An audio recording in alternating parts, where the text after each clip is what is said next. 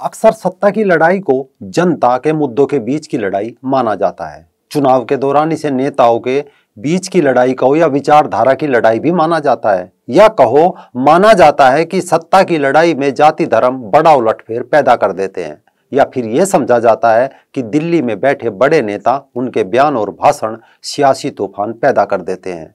हालांकि ये काफी हद तक सही भी है, लेकिन इन सब के बीच भारत का एक राज्य पंजाब ऐसा है जहां सत्ता की हवा कहो या लहर न दिल्ली से उतनी पैदा होती और न राजधानी चंडीगढ़ से।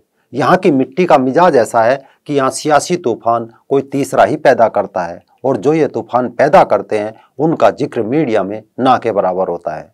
ऐसे में सवाल उठता है, आखिर कौन है जो पंजाब की सत्ता की कुर्सी काफी हद तक तय कर देते हैं, जो तय करते हैं यहाँ की सत्ता का सिंहासन। नमस्कार दोस्तों, रंग दे बसंती देखना शुरू कर चुके हैं आप। मैं हूं राजीव चौधरी। जिस दिन इलेक्शन कमीशन ने पंजाब में चुनाव की घोषणा करी कि पंजाब की 117 विधानसभा सीटों के लिए 14 फरवरी को वोट डाले जाएंगे, उसी दिन शाम को माहौल बदल गया। नेताओं की दौड़ शुरू हो गई, और ये दौड़ जनता के बीच नहीं थी, बल्कि ये दौड़ थी पंजाब के डेरों में। यानी नेताओं का डेरा जमने लगा पंजाब में बाबाओं के डेरों में।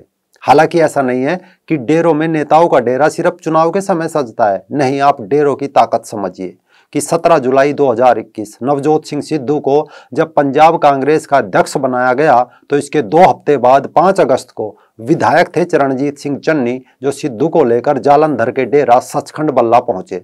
उस समय खबरें आई थी कि चन्नी साहब डेरा के गुरुदेव निरंजन दास जी महाराज के पास सिद्धू को सीएम बनाने का आशीर्वाद दिलाने के लिए ले गए हैं। लेकिन गुरुदेव ने चन्नी से कहा, तुम खुद सीएम बनने की कोशिश क्यों नहीं करते? और जैसे ही गुरुदेव निरंजन दास जी ने ये शब्द कहे, इसके 2 महीने के अंदर 19 सितंबर को ऐलान हो गया कि चरणजीत सिंह चन्नी पंजाब के अगले मुख्यमंत्री होंगे। यह किस्सा डेरों की ताकत का महज नमूना भर है, या कहो यह सिर्फ एक ट्रेलर है। अब इसकी पूरी फिल्म समझिए। असल में इस बात का अंदाजा डेरों की संख्या से लगाया जा सकता है। आंकड़े बताते हैं कि पंजाब में 10,000 से ज्यादा डेरे हैं। साथ ही इनसे जुड़े लोगों की संख्या लाखों में है।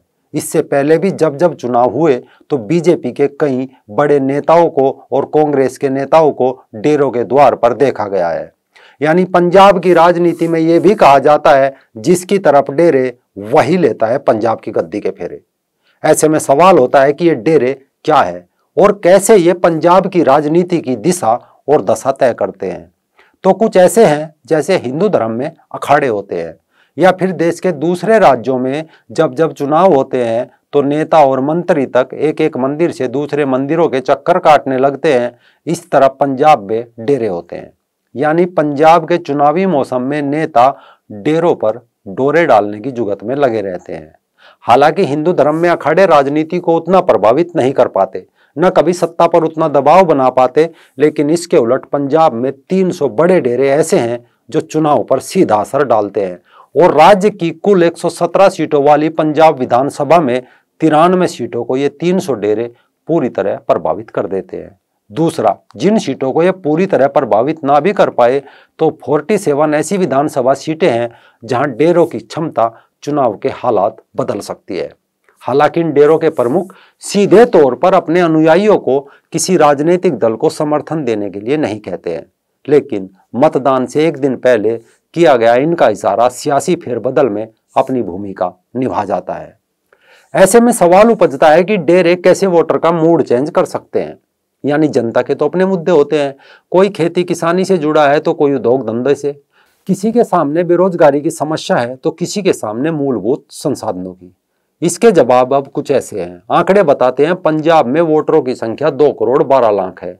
इन 2 करोड़ 12 लाख वोटरों में मीडिया रिपोर्ट्स के अनुसार अनुमान लगाया गया है कि तकरीबन 53 लाख लोग, या कहो 25% लोग डेरों से सीधे जुड़े हुए हैं।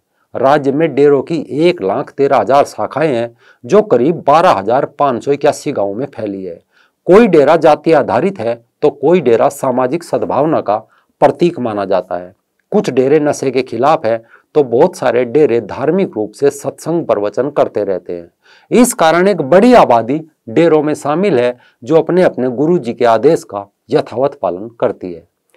जैसे सिरसा स्थित डेरा सच्चा सौदा पंजाब में इनके डेरों की संख्या हजारों में है। पूरे भारत में तकरीबन 6 करोड़ अनुयायियों वाले इस डेरे का प्रभाव पंजाब राज्य के मालवा क्षेत्र में है, जो 35 से 40 सीटों पर है। इसके बाद 1891 में शुरू हुए डेरा राधा स्वामी का प्रभाव भी 10 से 12 सीटों पर है। नामधारी समुदाय का प्रभाव माझा की 2 से 3 और मालवा की 7 से 8 सीटों पर है। माझा की 4 से 5 और दोआबा की 304 सीटों पर दिव्य ज्योति जागृति संस्थान की काफी मजबूत पकड़ मानी जाती है। इसके अलावा 27 देशों में फैले निरंकारी समुदाय का असर मालवा की 3 से 4 और माझा की 2 से 3 सीटों पर है। इसके अलावा भी बाबा हरनाम सिंह जी खालसा धुम्मे का डेरा, बाबा प्यारा सिंह जी भनियारे वाले के डेरे का प्रभाव भी काफी अधिक बताया जाता है। यही कारण है कि साल 2017 के विधानसभा चुनाव के दौरान शायद ही कोई नेता हो जो अपनी पार्टी के लिए समर्थन जुटाने के लिए इन डेरों में ना पहुंचा हो। साल 2016 में राहुल गांधी डेरा ब्यास पहुंचे थे और उन्होंने वहां करीब 19 घंटे बिताए थे।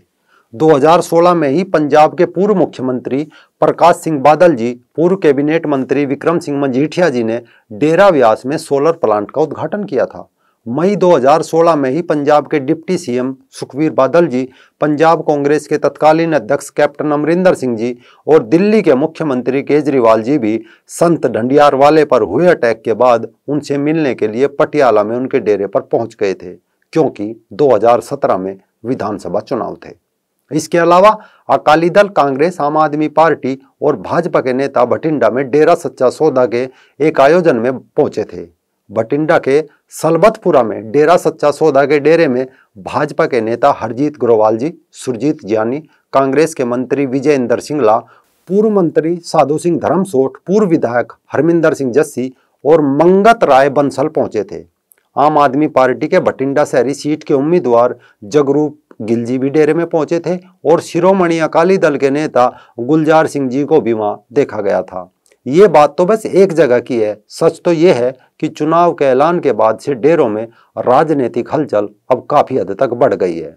नेता सीधा संवाद जनता से करने के बजाय डेरों से कर रहे हैं। ऐसा नहीं है कि डेरे चुनाव के समय खामोश या चुपचाप रहते हैं, नहीं, शायद डेरे भी अपनी इस ताकत को बखूबी समझते हैं और वो समय समय पर अपने अनुयायियों से किसी पार्टी या प्रत्याशी के लिए वोट की अपील चुपके से कर देते हैं।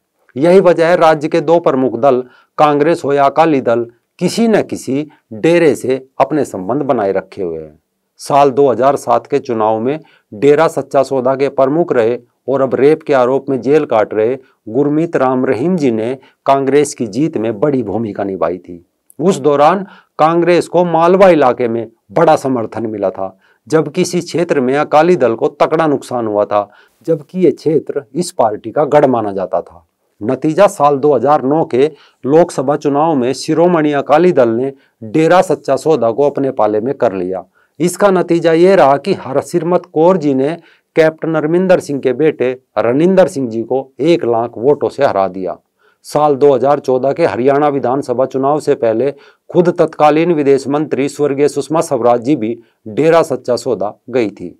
सिर्फ डेरा सच्चा सौदा ही नहीं, कांग्रेस और शिरोमणि अकाली दल के नेता नामधारी राधा स्वामी जैसे तमाम डेरों की चौखट पर सिर नवाते रहते हैं ताकि उनके लाखों समर्थकों के वोट मिल सके।